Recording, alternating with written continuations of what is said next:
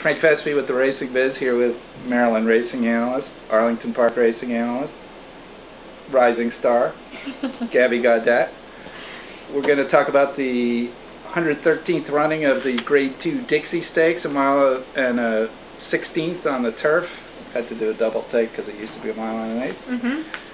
And then the 139th running of the Grade 1 Preakness Stakes. So why don't we start this with the Dixie?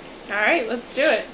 I do think that this is, obviously with the rain that has been in the previous forecast, I guess, I think you definitely have to take into consideration by the time we get to race 11, which goes off at 5:27, it's the post time, I don't know if it's going to be too much of a factor.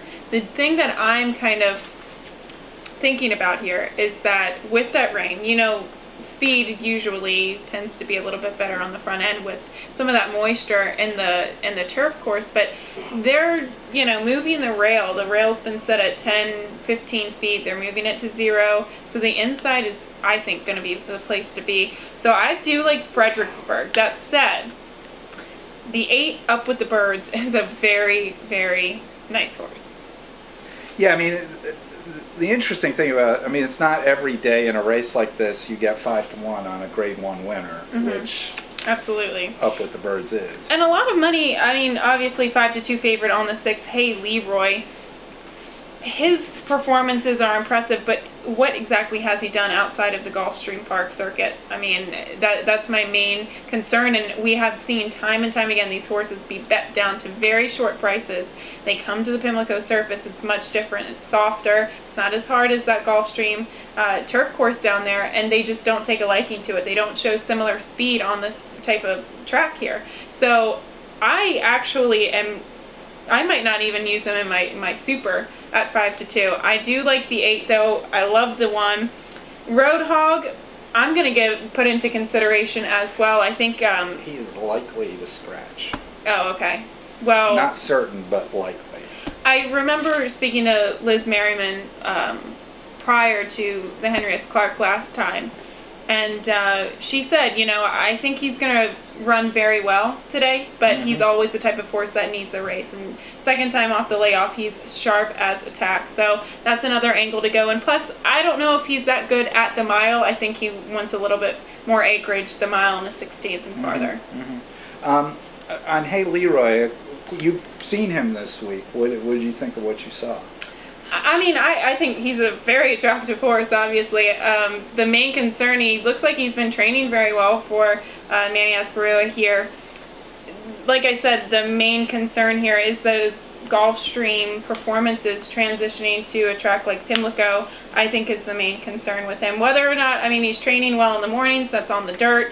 He's not training on the turf here, so it's kind of a question, you know? Now, what do you think about Hamp, who won the Henry S. Clark back in April here? I think that was a very impressive performance, but he is 0 for 2 at this distance. He has a third, so maybe just the mile is what he's really good at. However, last time out, I think the reason why I'm going more so to the 4 Roadhog over Hamp is that Hamp had a very good trip, first of all. You know, he was wide, but he was on the best part of the turf course, whereas Roadhog got into a little bit of early trouble, and so that's kind of my thinking behind those 2 horses exiting the Henry S. Clark. Okay. And one other horse I want to ask you about is a horse that is totally hit or miss, is Nutella, the 2, who's 12-1 in the morning line. He's a horse who ran great in the Sword Dancer, turned around and was nowhere in the Turf Classic, nowhere in the Red Smith, and ran okay in the Henry S. Clark. He did run okay, and you know, I was wondering, because I do remember trying to handicap the race, and it was a late change that he was not going to run with Lasix. I believe on the PPs he was entered in with getting Lasix, so last minute change he did not get Lasix, but they did put the blinkers on for the first time, and it did seem like he woke up a little bit, I will say that. But the gallop out, I mean, he watching the race afterwards, watching the gallop out, Hamp was super sharp galloping out. That said, Natello, as you see in the short comment there, he did hang a little bit in the last part. So, like you said, I think he's kind of a feast or famine type of horse. What has happened in you know, the difference between the Sword Dancer and his other graded stakes races have just been so different, in my opinion. It's really hard to put a good judge on him. Okay, so if we were playing pick 3, pick 4, who are you including out of here? I would use the 1 because I really do, like I said, the turf is going to be new. It's going to be unused relatively on the rail, and he's one of the only horses in here that has nice early speed. I know he didn't really show it last time at Gulfstream in the Appleton, but looking at some of his back races, I do think that he could show some nice early speed. I'm on the fence with Charming Kitten. I do think he might be one to use. I absolutely think that you need to use the 8 Up with the Birds. 5 to 1, like you said, on a grade 1 winner. That is a steal.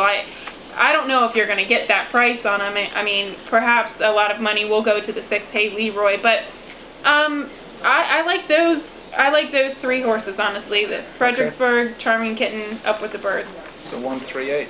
There you have it. There we go. That's easy.